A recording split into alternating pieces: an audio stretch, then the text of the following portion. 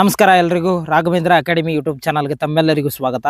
ಇವತ್ತಿನ ವಿಡಿಯೋದಲ್ಲಿ RRB group D ಹುದ್ದೆಗೆ ಅರ್ಜಿಗಳು ಸ್ಟಾರ್ಟ್ ಆಗಿದ್ದಾವೆ. ಹೌದಾ, ಅಂದರೆ ಅಪ್ಲಿಕೇಶನ್ಗಳು ಸ್ಟಾರ್ಟ್ ಆಗಿದ್ದಾವೆ. ಆ ಹುದ್ದೆಯ ಬಗ್ಗೆ ನಾನು ಸಂಪೂರ್ಣ ಮಾಹಿತಿಯನ್ನು ನಾನು ಕಳೆದ 2 ವಿಡಿಯೋಗಳಲ್ಲಿ ತಿಳಿಸ್ಕೊಟ್ಟಿದ್ದೀನಿ. ಅದನ್ನು ನೋಡಿದ್ದೀರಿ ಅಂದ್ಕೊಂಡಿದ್ದೀನಿ. ಮತ್ತು ಈ ವಿಡಿಯೋದಲ್ಲಿ ನಿಮ್ಗೆ ಏನೇನೆಲ್ಲ ತಿಳಿಸ್ಕೊಡ್ತೀನಿ ಅಂದರೆ, ನಾವು ಅಪ್ಲಿಕೇಶನ್ ಹಾಕೋಕ್ಕಿಂತ ಮುಂಚೆ 10th ಮೇಲೆ ಯಾವ ಹುದ್ದೆಗಳು, ನೀವೀಗ 10th ಮೇಲೆ ಅಪ್ಲಿಕೇಶನ್ ಹಾಕಬೇಕು ಅಂತ ಮಾಡಿರ್ತೀರಿ. ಆ 10th ಮೇಲೆ ಯಾವ ಹುದ್ದೆಗಳಿದ್ದಾವೆ, ಹಾಗೆ ಕರ್ನಾಟಕದ ಹುದ್ದೆಗಳೆಷ್ಟು, ಹಾಗೆ ಹಿಂದಿನ ವರ್ಷದ ಕಟಾಪ್ ಎಷ್ಟು, ಈ ವರ್ಷ ಎಷ್ಟು ನಿಲ್ಬಹುದು, ಈ ಥರ ಮಾಹಿತಿಯನ್ನು, ನಿಮಗೆಲ್ಲ ಮಾಹಿತಿಯನ್ನು ಇವತ್ತಿನ ವಿಡಿಯೋದಲ್ಲಿ ತಿಳಿಸ್ಕೊಡ್ತಾ ಹೋಗ್ತೇನೆ. ನೀವೇನಾದರೂ RRB ಗ್ರೂಪ್ ಡಿ ಹುದ್ದೆಗೆ ತಯಾರಿಯನ್ನು ನಡೆಸಿದರೆ ನಮ್ಮ ಹತ್ರ ಆನ್ಲೈನ್ ಕೋರ್ಸ್ ಇದೆ. ರಾಘವೇಂದ್ರ ಅಕಾಡೆಮಿ ಪ್ಲೇಸ್ಟೋರ್ನಲ್ಲಿ ಒಂದು ರಾಘವೇಂದ್ರ ಅಕಾಡೆಮಿ ಅಂತ ಒಂದು ಅಪ್ಲಿಕೇಶನ್ ಇದೆ. ಅದರಲ್ಲಿ ನಿಮಗೆ complete course GK GS mathematics ಹಾಗೆ ರೀಸನಿಂಗು ಎಲ್ಲ ಸೇರಿ ನಿಮಗೆ ಕೇವಲ 500 ರೂಪಾಯಿಯಲ್ಲಿ ಈ ಕೋರ್ಸು ಸಿಗ್ತಾ ಇದೆ. ಹೌದಾ, ಈ ಕೋರ್ಸ್ ಏನಾದರೂ ನಿಮಗೆ ಬೇಕಾದರೆ ಪ್ಲೇಸ್ಟೋರ್ಗೆ ಹೋಗಿ ಅಪ್ಲಿಕೇಶನ್ ರಾಘವೇಂದ್ರ ಅಕಾಡೆಮಿ ಅಂತ ಒಂದು ಅಪ್ಲಿಕೇಶನ್ ಸಿಗುತ್ತೆ. ಅದಕ್ಕೆ ನಿಮ್ಮ ಮೊಬೈಲ್ ನಂಬರು, ಇಮೇಲ್ ID, ನಿಮ್ಮ ನೇಮ್ನ ಹಾಕಿ ಲಾಗಿನ್ ಆದ ತಕ್ಷಣ ಈ ಥರ ಒಂದು ಇಂಟರ್ಫೇಸ್ ಓಪನ್ ಆಗುತ್ತೆ. ಇದ್ರ ಮೇಲಾದರೂ ಕ್ಲಿಕ್ ಮಾಡ್ಬೋದು, ಅಥವಾ ಇಲ್ಲಿ ಪೇಡ್ ಕೋರ್ಸ್ ಅಂತ ಒಂದು ಆಪ್ಷನ್ ಇದೆ, ಅದರ ಮೇಲೆ ಕ್ಲಿಕ್ ಮಾಡಿದ ತಕ್ಷಣ ನಿಮಗೆ ಇಲ್ಲಿ ಒಂದು ಕೆಳಗಡೆ ಆಪ್ಷನ್ ಸಿಗುತ್ತೆ, RRB group D online course ಅಂತ. ಇದ್ರ ಮೇಲೆ ಕ್ಲಿಕ್ ಮಾಡಿದರೆ ಸಾಕು. ಇಲ್ಲಿ ಬೈ ನೌ ಅಂತ ಆಪ್ಷನ್ ಇದೆ ನೋಡಿ, ಅದರ ಮೇಲೆ ಕ್ಲಿಕ್ ಮಾಡಿ ಫೋನ್ಪೇ, ಪೇಟಿಎಮ್ ಯಾವುದಾದ್ರೂ ಆನ್ಲೈನ್ ಟ್ರಾನ್ಸಾಕ್ಷನ್ ಮಾಡಿ ಈ ಕೋರ್ಸ್ನ ತೆಗೆದುಕೊಳ್ಬೋದು. ಅದೇ ಥರ ನೀವೇನಾದರೂ RRB ಗ್ರೂಪ್ ಡಿ ಹಾಗೆ RRB NTPC ಹುದ್ದೆಗೆ ತಯಾರಿಯನ್ನು ನಡೆಸಿದರೆ ನಮ್ಮ ಹತ್ರ PDF ನೋಟ್ಸ್ಗಳಿದ್ದಾವೆ. ಈ PDF ನೋಟ್ಸ್ಗಳು ಏನಾದರೂ ಬೇಕಾದರೆ ಇಲ್ಲಿ ವಾಟ್ಸಪ್ ನಂಬರ್ ಕಾಣ್ತಾ ಇದೆ ನೋಡಿ, ಆ ವಾಟ್ಸಪ್ ನಂಬರ್ಗೆ ಮೆಸೇಜ್ ಮಾಡಿ, ಅಥವಾ ನಮ್ಮ ಆ್ಯಪ್ನಲ್ಲೇ ಸಿಗುತ್ತೆ ನೋಟ್ಸ್ಗಳು, ಅದರಲ್ಲಿ ಬೇಕಾದರೆ ಡೌನ್ಲೋಡ್ ಮಾಡ್ಕೋಬೋದು ಅಂತ ಹೇಳ್ತಾ ಬನ್ನಿ ಇವತ್ತಿನ ವಿಡಿಯೋನ ಶುರು ಮಾಡೋಣ. ಮೊದಲನೆಯದಾಗಿ ಈ ಹುದ್ದೆ ಯಾವುದು, ರೈಲ್ವೆ ಇಲಾಖೆಯಲ್ಲಿ ಹುದ್ದೆ ಇರುತ್ತೆ. ಹೌದಾ, ಆ ಎಕ್ಸಾಮ್ ನಡೆಸೋರು ಯಾರು, RRB ಅವರು, ರೈಲ್ವೆ ರಿಕ್ರೂಟ್ಮೆಂಟ್ ಬೋರ್ಡ್ ಅವರು ಎಕ್ಸಾಮ್ ನಡೆಸ್ತಾ ಇದ್ದಾರೆ. ಹೌದಾ, ಒಟ್ಟು ಎಷ್ಟು ಪೋಸ್ಟ್ಗಳಿದ್ದಾವೆ, 32,438 ಪೋಸ್ಟ್ಗಳಿದ್ದಾವೆ. 32,438 ಪೋಸ್ಟ್ಗಳಿಗೆ ಈ ಸರ್ತಿ ಎಕ್ಸಾಮ್ ನಡೀತಾ ಇದೆ. ಹಾಗೆ ಉದ್ಯೋಗ ಸ್ಥಳ ಎಲ್ಲಿ ಅಂದರೆ, ಜಾಬ್ ಲೊಕೇಶನ್ ಎಲ್ಲಿ ಅಂದರೆ ಭಾರತದಾದ್ಯಂತ. ಈಗ ಒಂದಿಷ್ಟು ಜನ ಏನು ತಿಳ್ಕೊಂಡಿರ್ತಾರೆ, ನಾವು ಕರ್ನಾಟಕದ ಅಭ್ಯರ್ಥಿಗಳು, ನಾವು ಕನ್ನಡದಲ್ಲಿ ಎಕ್ಸಾಮ್ ಬರಿತೀವಿ, ನಮಗೆ ಕರ್ನಾಟಕದಲ್ಲೇ ಹುದ್ದೆ ಸಿಗುತ್ತೆ ಅಂತ ಒಂದಿಷ್ಟು ಜನರಿಗೆ ಇರುತ್ತೆ. ಹೌದು, ಕರ್ನಾಟಕದಲ್ಲೂ ಸಹ ಹುದ್ದೆ ಸಿಗುತ್ತೆ, ಆದರೆ ಎಷ್ಟು ಪೋಸ್ಟ್ಗಳಿರ್ತವೆ ಅಷ್ಟು ಅಭ್ಯರ್ಥಿಗಳನ್ನು ಮಾತ್ರ ಕರ್ನಾಟಕದಲ್ಲಿ ಸೆಲೆಕ್ಟ್ ಆಗ್ತಾರೆ. ಅದಾದ ನಂತರ ಬೇರೆ ರಾಜ್ಯಕ್ಕೆ ನಿಮ್ಮದು ಸೆಲೆಕ್ಟ್ ಆಗುತ್ತೆ. ಅಧಿಸೂಚನೆ ಅಂದರೆ ನೋಟಿಫಿಕೇಷನ್ನ ನಿನ್ನೆ ಬಿಟ್ಟಿದ್ದರು. ಹೌದಾ, ಜನವರಿ 22ರಂದು ನೋಟಿಫಿಕೇಷನ್ನ ಬಿಟ್ಟರು, ಅಫಿಷಿಯಲ್ ನೋಟಿಫಿಕೇಷನ್ನು. ಅದಾದ ನಂತರ ಜನವರಿ 23ರಿಂದ ಅರ್ಜಿಗಳು ಪ್ರಾರಂಭ. ಎಲ್ಲಿವರೆಗೂ ಅಪ್ಲಿಕೇಶನ್ಗಳಿರ್ತವೆ, 22 ಫೆಬ್ರವರಿ 2025 ಅಲ್ಲಿಯವರೆಗೂ ನೀವು ಅಪ್ಲಿಕೇಶನ್ ಹಾಕ್ಬೋದು. ಅರ್ಜಿ ಶುಲ್ಕವನ್ನು ಪಾವತಿ ಮಾಡಲು ಕೊನೆಯ ದಿನಾಂಕ ಯಾವುದು ಅಂದರೆ 24. ನೀವು ಅಪ್ಲಿಕೇಶನ್ ಹಾಕ್ತೀರಾ, ಅದಕ್ಕೆ ಒಂದು ಏನು ಅಪ್ಲಿಕೇಶನ್ ಫೀ ಅಂತ ಇರುತ್ತೆ, ಅದನ್ನು ಎಲ್ಲಿವರೆಗೂ ತುಂಬೋದು, 24 ಫೆಬ್ರವರಿವರೆಗೂ ನಿಮಗೆ ಟೈಮ್ ಇರುತ್ತೆ. ಅಲ್ಲಿಯವರೆಗೂ ನೀವು ಪೇಮೆಂಟ್ ಮಾಡ್ಬೋದು. ಆದರೆ ನಾನು ಹೇಳೋದೇನೆಂದರೆ, ನೀವು ಅಪ್ಲಿಕೇಶನ್ ಹಾಕಿದ ದಿನವೇ ನೀವು ಪೇಮೆಂಟ್ನು ಮಾಡಬೇಕು. ಹೌದಾ, ನಿಮ್ಮ ಹತ್ರ ಅಮೌಂಟ್ ಇಲ್ಲ, ನಾನು ಅಪ್ಲಿಕೇಶನ್ ಹಾಕಿದ್ದೀನಿ ಸರ್, ನನ್ನ ಹತ್ರ ಇವತ್ತು ಅಮೌಂಟ್ ಇಲ್ಲ ಅಂದರೆ, ನಿಮ್ಮ ಹತ್ರ ಅಮೌಂಟ್ ಯಾವಾಗ ಬರುತ್ತೆ ಅವತ್ತೇ ಅಪ್ಲಿಕೇಶನ್ ಹಾಕಿ. ಒಂದು ದಿನ ಅಪ್ಲಿಕೇಶನ್ ಹಾಕೋದು, ಒಂದು ದಿನ ಪೇಮೆಂಟ್ ಮಾಡೋದು ಅಂದರೆ ನಿಮಗೆ ಪ್ರಾಬ್ಲಮ್. ಏನಾದರೂ ಮಿಸ್ಟೇಕ್ ಆಗಲಿ ಅಥವಾ ಏನಾದರೂ ಸರ್ವರ್ ಹೋಗೋದಾಗಲಿ, ಆ ಥರ ಮಾಡಿದಾಗ ನಿಮಗೆ ಪ್ರಾಬ್ಲಮ್ ಆಗುತ್ತೆ. ಯಾವತ್ತು ಅಪ್ಲಿಕೇಶನ್ ಹಾಕಿರ್ತೀರ ಅವತ್ತೇ ಪೇಮೆಂಟ್ ಮಾಡಿ, ಅಥವಾ ನಿಮ್ಮ ಹತ್ರ ದುಡ್ಡಿದ್ದಾಗ ಅಪ್ಲಿಕೇಶನ್ ಹಾಕಿ. ಇನ್ನು ನೆಕ್ಸ್ಟು, ನಾನು ಹೇಳಿದ ಮೇಲೂ ನೀವು ಅಪ್ಲಿಕೇಶನ್ ಹಾಕಿ ಅದರಲ್ಲಿ ಏನಾದರೂ ಒಂದು ರಾಂಗ್ ಮಾಡಿದ್ರಿ, ಹೌದಾ, ಆವಾಗ ನಾವು ಮತ್ತೆ ಎಡಿಟ್ ಮಾಡಬೇಕು. ಯಾವಾಗ ಮಾಡಬೇಕು, 25ರಿಂದ ಮಾರ್ಚ್ 6ರವರೆಗೂ ನಮಗೆ ಟೈಮ್ ಇರುತ್ತೆ. ಫೆಬ್ರವರಿ 25ರಿಂದ ಮಾರ್ಚ್ 6ರವರೆಗೆ ನಮಗೆ ಟೈಮ್ ಇರುತ್ತೆ, ಅಲ್ಲಿ ನಾವು ಎಡಿಟ್ ಮಾಡ್ಕೋಬೋದು. ಇನ್ನು ನೆಕ್ಸ್ಟು, 10th ಮೇಲೆ ಯಾವ್ಯಾವೆಲ್ಲ ಹುದ್ದೆಗಳಿದ್ದಾವೆ, ನಾವು ಯಾವ ಹುದ್ದೆಗಳಿಗೆ ಅಪ್ಲಿಕೇಶನ್ ಹಾಕಬೇಕು ಅಂತ ನಿಮಗೆ ಡೌಟ್ ಇರುತ್ತೆ. ನಿಮ್ಮದು ITI ಆದರೂ ಆಗಿರಲಿ ಅಥವಾ 10th ಆದರೂ ಆಗಿರಲಿ, ಯಾವ್ಯಾವ ಹುದ್ದೆಗಳು ಬರ್ತವೆ ಅಂತ ನಿಮ್ಗೊಂದಿಷ್ಟು ಡೌಟ್ ಇರುತ್ತೆ. ಹೌದಾ, ಅದಕ್ಕೆ ಯಾವ್ಯಾವ ಹುದ್ದೆಗಳಿದ್ದಾವೆ ಅಂತ ನೋಡ್ತಾ ಹೋಗೋಣ. ಮೊದಲನೇದು ಪಾಯಿಂಟ್ಸ್ಮ್ಯಾನ್ ಅಂತ ಇದೆ. ಹೌದಾ, ಹಾಗೆ ಸಹಾಯಕ ಟ್ರ್ಯಾಕ್ ಯಂತ್ರ, ಸಹಾಯಕ ಸೇತುವೆ ಅಂದರೆ ಬ್ರಿಡ್ಜ್ನಲ್ಲಿ, ಹಾಗೆ ಟ್ರ್ಯಾಕ್ ನಿರ್ವಾಹಕ, ಸಹಾಯಕ PV, ಸಹಾಯಕ C&W, ಸಹಾಯಕ TRD ಅಂತ ಇದೆ. ಹಾಗೆ ಏನು ಸಹಾಯಕ ST ಅಂತ ಇದೆ, ಸಹಾಯಕ ಲೋಕೋ ಶೆಡ್ ಡೀಸೆಲ್, ಸಹಾಯಕ ಲೋಕೋ ಶೆಡ್ ಎಲೆಕ್ಟ್ರಿಕಲ್, ಸಹಾಯಕ ಕಾರ್ಯಾಚರಣೆ ವಿದ್ಯುತ್ತು, ಹಾಗೆ ಸಹಾಯಕ TL ಆ್ಯಂಡ್ AC ಈ ಥರ ಇದೆ. ಹಾಗೆ ಸಹಾಯಕ TL ಆ್ಯಂಡ್ AC ಕಾರ್ಯಾಗಾರ, ಸಹಾಯಕ ಕಾರ್ಯಾಗಾರ ಮೆಚ್, ಒಟ್ಟು ಈ ಥರ ಹುದ್ದೆಗಳಿದ್ದಾವೆ. ಹೌದಾ, ಈಗ ನಿಮಗೇನಿರುತ್ತೆ, ನಮ್ಮ ಸರ್ ನಮ್ಮದು 10th ಮಾತ್ರ ಆಗಿದೆ. ಹೌದಾ, ನಾವೀಗ ಈ ಇಷ್ಟು ಹುದ್ದೆಗಳಲ್ಲಿ ಯಾವ ಹುದ್ದೆಗೆ ಅರ್ಜಿಯನ್ನು ಸಲ್ಲಿಸಬೇಕು ಅಂತ ನಿಮಗೂ ಡೌಟ್ ಇರುತ್ತೆ. ಹೌದಾ, ಅವಾಗ ಏನು ಮಾಡಿ, ಇದರಲ್ಲಿ ಒಂದೇ ಹುದ್ದೆಗೆ ಹಾಕಕ್ಕೆ ಬರಲ್ಲ, ಹಲವಾರು ಹುದ್ದೆಗಳು ಬರ್ತವೆ. ಇದರಲ್ಲಿ 10th ಮೇಲೆ ಸಾಕಷ್ಟು ಹುದ್ದೆಗಳು ಬರ್ತವೆ.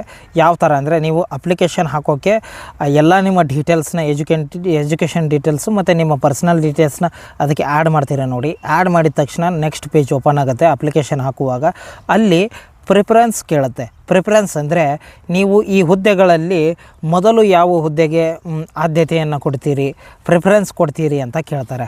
ಆವಾಗ ಇದರಲ್ಲಿ ನೋಡ್ಕೋಬೇಕೀಗ SSLC ಮೇಲೆ ನೀವು ಕ್ವಾಲಿಫಿಕೇಷನ್ ಎಲ್ಲ ಹಾಕಿದರೆ ನಿಮಗೊಂದಿಷ್ಟು ಪೋಸ್ಟ್ ಬರ್ತವೆ. ಹೌದಾ, ಆ ಎಲ್ಲ ಪೋಸ್ಟ್ಗಳನ್ನು ಸೆಲೆಕ್ಟ್ ಮಾಡ್ಕೋಬೇಕು. ಈಗೆಷ್ಟು 1 2 3 4 5 6 7 ಪೋಸ್ಟ್ಗಳಿದ್ದಾವೆ.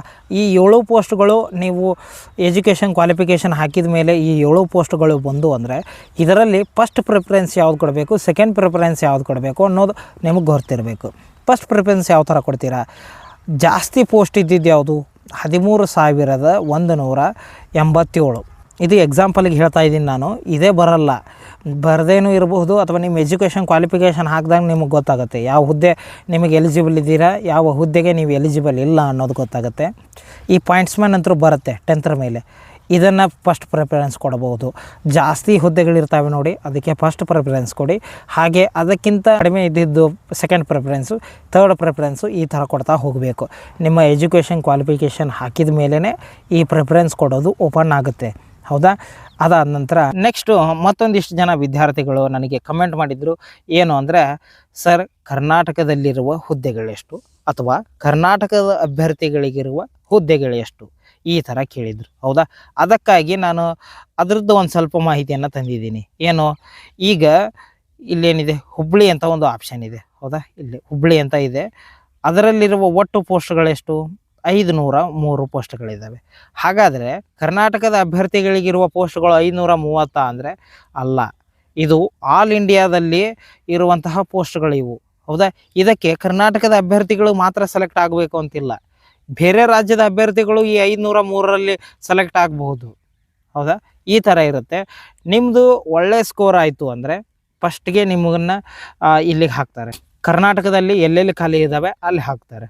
ಹೌದಾ, ಅಥವಾ ಈ 503 ಪೋಸ್ಟ್ಗಳಿದ್ದಾವೆ, ಆ 503 ಪೋಸ್ಟ್ಗಳ ರ್ಯಾಂಕ್ನಲ್ಲಿ ನೀವು ಇಲ್ಲ ಅಂದರೆ ನಿಮ್ಮನ್ನು ಬೇರೆ ರಾಜ್ಯಕ್ಕೂ ಹಾಕ್ಬೋದು. ಆದರೆ ಕರ್ನಾಟಕಕ್ಕೆ ಸಿಗುತ್ತೆ ಅಂತ ಹೇಳಕ್ಕೆ ಬರಲ್ಲ, ಬೇರೆ ರಾಜ್ಯದಲ್ಲಿ ಸಿಗುತ್ತೆ ನಿಮ್ಮದು ಒಳ್ಳೆ ಸ್ಕೋರ್ ಆಗಿದ್ದರೆ. ಇನ್ನು ಒಟ್ಟು ಪೋಸ್ಟ್ಗಳೆಷ್ಟು ಮತ್ತು ಹಾಗೆ ಅಪ್ಲಿಕೇಶನ್ಗಳು ಎಷ್ಟು ಬರ್ಬೋದು ಅಂತ ನೋಡ್ತಾ ಹೋಗೋಣ. 2018ರಲ್ಲಿ ಅರ್ಜಿಯನ್ನು ಕರೆದಿದ್ದರು. ಹೌದಾ, ಎಷ್ಟು ಹುದ್ದೆಗೆ, 62,097 ಹುದ್ದೆಗೆ ನೋಟಿಫಿಕೇಷನ್ನ ಬಿಟ್ಟಿದ್ದರು. ಆಯಿತು, ಅದಾದ ನಂತರ 2019ರಲ್ಲಿ ಮತ್ತೆ ನೋಟಿಫಿಕೇಷನ್ ಆಯಿತು. ಎಷ್ಟು ಹುದ್ದೆಗಳು, 1,03,769 ಹುದ್ದೆಗಳಿಗೆ ನೋಟಿಫಿಕೇಷನ್ ಆಗಿತ್ತು 2019ರಲ್ಲಿ. ಇದು 2018ರದ್ದು ಬಿಟ್ಟು ಬಿಡೋಣ, 19ರಲ್ಲಿ ನಡೀತು. ಒಟ್ಟು ಎಷ್ಟು ಅಪ್ಲಿಕೇಶನ್ಗಳು ಬಂದಿದ್ದು ಅಂದರೆ 1 ಕೋಟಿಗಿಂತಲೂ ಅಧಿಕ ಅಪ್ಲಿಕೇಶನ್ಗಳು ಬಂದಿದ್ದು. ಆಲ್ ಇಂಡಿಯಾ 1 ಕೋಟಿಗಿಂತಲೂ ಹೆಚ್ಚು ಅರ್ಜಿಗಳು ಬಂದಿದ್ದು. ಈಗ 2025 ಇಷ್ಟು ವರ್ಷ ಗ್ಯಾಪ್, 2019ರಿಂದ 2025ರವರೆಗೂ ಎಷ್ಟು ಗ್ಯಾಪ್ ಇದೆ ಅಲ್ವಾ. ಹಾಗಾದರೆ ಈ ಸರ್ತಿನೂ 1 ಕೋಟಿಗಿಂತಲೂ ಹೆಚ್ಚು ಅಪ್ಲಿಕೇಶನ್ಸ್ಗಳು ಬರ್ತವೆ. ಹೌದಾ, ಅದಕ್ಕೆಲ್ಲ ಹೆದರಬೇಡಿ, ಯಾಕಂದರೆ ಅದರಲ್ಲಿ ಒಂದಿಷ್ಟು ಜನರಿಗೆ ಇನ್ನೂ ಸಿಲೆಬಸ್ ಗೊತ್ತಿರಲ್ಲ. ಎಕ್ಸಾಮ್ ನಾಳೆ ಇದೆ ಅಂದರೂ ಇದುವರೆಗೂ ಅವ್ರಿಗೆ ಸಿಲೆಬಸ್ ಗೊತ್ತಿರಲ್ಲ, ಎಕ್ಸಾಮ್ ಪ್ಯಾಟರ್ನ್ ಗೊತ್ತಿರಲ್ಲ, ಒಂದಿಷ್ಟು ಜನ ಓದಿರಲ್ಲ, ಒಂದಿಷ್ಟು ಜನ ಮನೆಯವರ ಒತ್ತಾಯಕ್ಕೆ ಅಪ್ಲಿಕೇಶನ್ ಹಾಕಿರ್ತಾರೆ. ಈ ಥರ ಎಲ್ಲ ಇರ್ತವೆ. ನೀವು ಸರಿಯಾಗಿ ಓದಿಕೊಂಡ್ರೆ ನೀವು ಒಂದು ಹುದ್ದೆಯನ್ನು ಪಡೆದುಕೊಳ್ಬೋದು.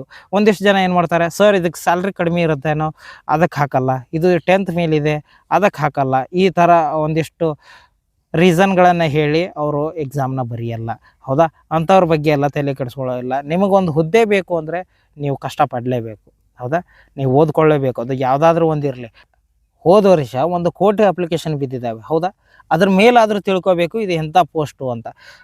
ಮಾಡೋದು ಏನಾದರೂ ಇರಲಿ ಅಲ್ಲಿ ಕೆಲಸ, ಆದರೆ ಇದೇ 10th ಕ್ವಾಲಿಫಿಕೇಷನ್ ಮೇಲೇ 1 ಕೋಟಿ ಅಪ್ಲಿಕೇಶನ್ ಬೀಳ್ತಾವೆ ಅಂದರೆ ಎಷ್ಟು ಕಾಂಪಿಟೇಷನ್ ಇದೆ ಅನ್ನೋದನ್ನು ನಾವು ತಿಳ್ಕೊಬೇಕು. ಹೀಗಾಗಿ ಯಾವುದು ಅಪ್ಲಿಕೇಶನ್ ಕರೀತಾರೆ ನಾವು ಮೊದಲು ಹಾಕಬೇಕು, ಪ್ರಿಪೇರ್ ಆಗಬೇಕು. ಹೌದಾ? ಇದಕ್ಕೆಲ್ಲರೂ ಹಾಕಿ ನಿಮ್ಮದು 18ರಿಂದ 36 ವರ್ಷ ಆಗಿದ್ದರೆ ಸಾಕು, ನೀವು ಎಲ್ಲರೂ ಅಪ್ಲಿಕೇಶನ್ ಹಾಕಿ ನೀವು ಓದ್ಕೊಂಡಿದ್ರ ಮೇಲೆ ನಿಮ್ಮದು ಜಾಬ್ ಇರುತ್ತೆ. ಹೌದಾ? ಒಂದಿಷ್ಟು ಜನ ಇನ್ನೂ ಎಕ್ಸಾಮು ಆಗಿಲ್ಲ, ನೋಟಿಫಿಕೇಷನ್ನು ಸಹ ಬಿಟ್ಟಿದ್ದಿಲ್ಲ, ಹಾಗೆ ಇವತ್ತು ಅಪ್ಲಿಕೇಶನ್ ಸ್ಟಾರ್ಟ್, ಇನ್ನೂ ಅವರು ಅಪ್ಲಿಕೇಶನ್ನು ಹಾಕಿಲ್ಲ. ಆಲ್ರೆಡಿ ಒಂದಿಷ್ಟು ಜನ ಕಟ್ ಆಫ್ ಎಷ್ಟು ನಿಲ್ಬೋದು ಸರ್, ಹೋದ ವರ್ಷ ಎಷ್ಟು ನಿಂತಿತ್ತು ಅಂತ ಕಮೆಂಟ್ ಮಾಡಿದರು. ಓಕೆ, ಅವರಿಗಂತಾನು ನಾನು ರೆಡಿ ಮಾಡ್ಕೊಂಡ್ಬಂದಿದ್ದೀನಿ. 2018 ಮತ್ತು 19ರದ್ದು ಇನ್ಫಾರ್ಮೇಷನ್ ತಂದಿದ್ದೀನಿ. ಹೌದಾ? ನಾವು ಎಲ್ಲ ರಾಜ್ಯದ್ದು ನೋಡೋದು ಬೇಡ, ಫಸ್ಟ್ ಕರ್ನಾಟಕದ ನೋಡ್ಬಿಡೋಣ. ಹೌದಾ ಸರ್? ಅಲ್ಲಿ ಮೈಸೂರು ಯಾವುದೋ ಅಲ್ಲಿ ಹುಬ್ಬಳ್ಳಿ ಅಂತ ಇತ್ತು, ಇಲ್ಲಿ ನೋಡಿದರೆ ಬೆಂಗಳೂರು ಅಂತ ಇದೆ. ಅಂದರೆ ಹುಬ್ಬಳ್ಳಿ ಅಂದ್ರೂ ಕರ್ನಾಟಕನೇ, ಬೆಂಗಳೂರು ಅಂದ್ರೂ ಕರ್ನಾಟಕನೇ. ಹೌದಾ? ಇದರಲ್ಲಿ ಮತ್ತೆ 3 ಆಪ್ಷನ್ ಏನು, ಕಮ್ಯುನಿಟಿ, ಎಕ್ಸ್ ಸರ್ವಿಸ್ಮೆನ್, CCAA ಇನ್ ರೈಲ್ವೇಸ್, ಈ ಥರ 3 ಆಪ್ಷನ್ ಇದ್ದಾವೆ. ಹೌದಾ? ಈಗ ಕಮ್ಯುನಿಟಿ ಅಂದರೆ OBC, ಜನರಲ್ಲು, SC, ST ಇವೇನಿರ್ತಾವೆ ನೋಡಿ, ಅವಕ್ಕೆಲ್ಲ ಸಮುದಾಯ ಅಂತ ಕರಿತೀವಿ. ಅವ್ರದ್ದು ಎಷ್ಟಿತ್ತು? 62%. ಇದು ಎಲ್ಲ ಸೇರಿ ನಾ ಹೇಳ್ತಾ ಇರೋದು. ಅಂದರೆ 100ಕ್ಕೆ 62% ಮಾಡಿದವರು ಹೋದ ವರ್ಷ ಪಾಸಾಗಿದ್ದರು. ಹೌದಾ? ಇನ್ನು ಎಕ್ಸ್ ಸರ್ವಿಸ್ಮೆನ್ ಎಷ್ಟು? ಕೇವಲ 40% ಮಾಡಿದವರು 2018-19ರಲ್ಲಿ ಪಾಸಾಗಿದ್ದರು. CN ರೈಲ್ವೆ ಅಂದರೆ ಅವ್ರೇನಾದರೂ ರೈಲ್ವೆ ಡಿಪಾರ್ಟ್ಮೆಂಟ್ನಲ್ಲೇ ಕೆಲಸ ಮಾಡುತ್ತಾ ಈ ಎಕ್ಸಾಮ್ನ ಬರೆದಿದ್ದರೆ ಅವರು 42% ಮಾಡಿ ಪಾಸಾಗಿದ್ದರು. ಹೌದಾ? ಈ 42%, ಈ 62%, 40 ಇವೆಲ್ಲ ಕೇವಲ ಎಕ್ಸಾಮಿಂದ ಅಷ್ಟೇ ಅಲ್ಲ. ಇದ್ರ ಜೊತೆಗೆ ಇದು ಆದ ತಕ್ಷಣ ಫಿಸಿಕಲ್ ಆಗುತ್ತೆ, ಫಿಸಿಕಲ್ ಆದ ತಕ್ಷಣ ಮೆಡಿಕಲ್ ಆಗುತ್ತೆ. ಅವು ಫಿಸಿಕಲ್ಲು ಮತ್ತು ಮೆಡಿಕಲ್ಲು ಎರಡಲ್ಲೂ ಪಾಸಾಗಿ ಎಕ್ಸಾಮ್ನಲ್ಲಿ ಮೆರಿಟ್ ನೋಡಿ ಫೈನಲ್ ಒಂದು ಮೆರಿಟ್ ಮಾಡ್ತಾರೆ, ಅದರಲ್ಲಿ ನಾವು ಪಾಸಾಗಬೇಕು. ಹೌದಾ? ಈ ಥರ ಇರುತ್ತೆ. ಹಾಗಾದರೆ ಈಗ 2025ರಲ್ಲಿ ಎಷ್ಟು ನಿಲ್ಲಬಹುದು ಸರ್? ಎಷ್ಟು ನಿಲ್ಬೋದು ಅಂದರೆ ಎಕ್ಸಾಕ್ಟಾಗಿ ಹೇಳೋಕ್ಕೆ ಬರಲ್ಲ. ಹೌದಾ? ಇನ್ನೂ ಎಕ್ಸಾಮ್ ನಡೆದಿಲ್ಲ, ಅದರಲ್ಲಿ ಕನ್ನಡದಲ್ಲಿ ಬೇರೆ. ಹೀಗಾಗಿ ಈಗ ಇದು 62 ಇದೆ ಅಲ್ವಾ, ನಾವು ಮಿನಿಮಮ್ ಒಂದು 70 ಹಿಡಿಯೋಣ. ಹೌದಾ? ಮಿನಿಮಮ್ 70. ಎಕ್ಸ್ ಸರ್ವಿಸ್ಮೆನ್ ಇದ್ದರೆ ಅದೊಂದು 50 ಹಿಡಿಯೋಣ. ಹಾಗೆ ಈ ರೈಲ್ವೆ ಡಿಪಾರ್ಟ್ಮೆಂಟ್ನಲ್ಲಿ ಅದು 45ರಿಂದ 50 ಆಗ್ಬೋದು. ಈ ಥರ ಇರುತ್ತೆ. 70 ಮೇಲೆ ನಿಮ್ಮದು ಸ್ಕೋರ್ ಮಾಡಬೇಕು. 70 ಮೇಲೆ ಮಾಡಿದರೆ ಮಾತ್ರ ಆಗೋ ಸಾಧ್ಯತೆ ಇದೆ. ಯಾಕಂದರೆ ಕಾಂಪಿಟೇಷನ್ ಜಾಸ್ತಿ ಇರೋದರಿಂದ ನೀವು 70 ಮೇಲೆ ಮಾಡಬೇಕು. ಇವತ್ತಿನ ವಿಡಿಯೋದಲ್ಲಿ ಇಷ್ಟು. ಮತ್ತು ನಿಮಗೇನಾದರೂ ಡೌಟ್ಸ್ ಇದ್ದರೆ ನನಗೆ ಕಮೆಂಟ್ ಮಾಡಿ. ಹಾಗೆ ಈ ಆನ್ಲೈನ್ ಕೋರ್ಸ್ ತೆಗೆದುಕೊಳ್ಳೋದ್ರ ಬಗ್ಗೆ ನಿಮಗೇನಾದರೂ ಡೌಟ್ಸ್ ಇದ್ದರೆ ಅದಕ್ಕೂ ಸಹ ನಾನು ಮೆಸೇಜ್ ಮಾಡಿ, ನಿಮಗೆ ಏನೇ ಡೌಟ್ಸ್ ಇದ್ದರೂ ನಾನು ಕ್ಲಿಯರ್ ಮಾಡ್ತೀನಿ ಅಂತ ಹೇಳ್ತಾ ಧನ್ಯವಾದಗಳು.